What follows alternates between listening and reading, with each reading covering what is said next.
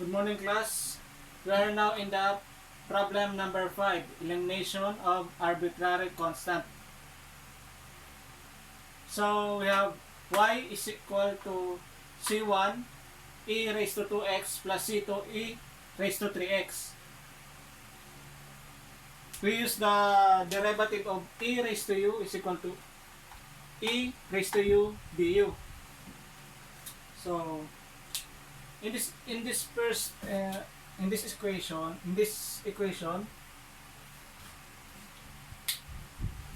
we can simplify this equation. How do we simplify that? It's just multiplying by e raised to negative 3x to the whole equation. This is also equal to 1 over e raised to negative 3x. This is just the same, but I use this because I see it simple.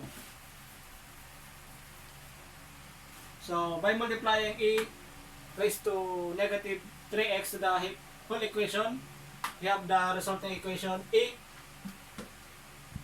raised to negative 3x y is equal to c1 e raised to negative x plus c2. So rule of exponent, same base, we add the exponent. So this is the resulting equation. This is the resulting. So this is the simplified form. We now proceed to the derivation. So note that we have two constant. So we need to find up to second derivative. So the first derivative of the equation is e raised to negative 3x derivative of y with respect to x plus copy y negative 3 e raised to negative 3x dx over dx is equal to c1 quantity negative 1 e raised to negative x dx over dx. So this is cancelled.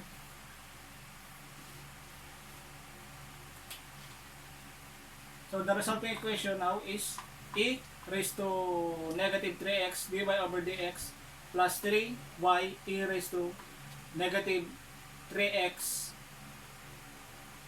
equals to negative c1 e raised to negative x.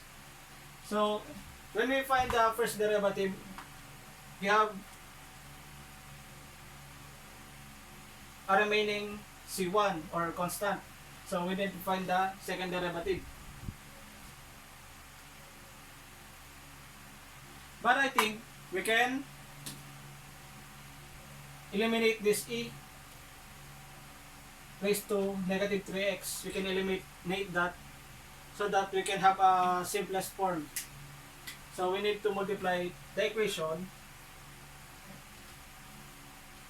by e raised to 3x. So this is cancelled. This is cancelled. This is cancelled. So dy over dx minus 3y is equal to negative c1 e raised to 2x. So rule of exponent, we add the we have same base, so we add the exponent. So 3x minus x is equal to 2x. So now we can apply the derivative, the second derivative, because we have now the simplest form. Second derivative of y with respect to x minus 3 derivative of y over derivative of x is equal to negative c1 to dx over dx.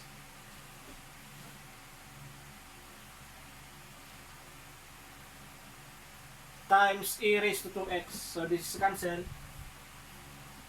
The resulting equation now is second derivative of y over derivative of x minus 3 dy over dx equals to negative 2 C1 e raised to 2x. So, as you can see, when applying the second derivative, we still have a constant. We have now an equation 2. We have now equation 2. Remember this equation 2 and equation 1. Remember the equation 2 and equation 1.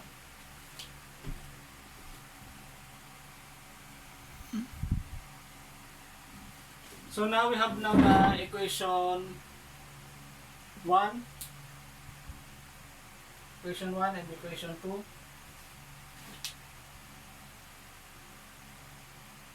So now, we have an unknown C1. So how do we eliminate the C1? So this is the same. This is just the same of our topic in algebra, finding the value of x and y. We can use the substitution method or by elimination method.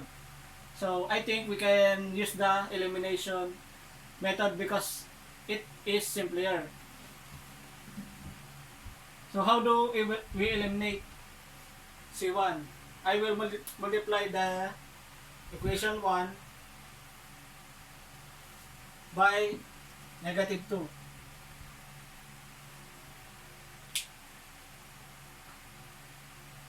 So we have now the resulting equation. Second derivative of y with respect to x. So, negative 3 dy over dx minus, we multiply this negative 2 to this term. So, negative 3 dy over dx minus 2 dy over dx is equal to negative 5 derivative of y with respect to x plus negative 2 times negative 3 is equal to positive 6. So copy y. And negative 2 multiply this term. So this will become positive.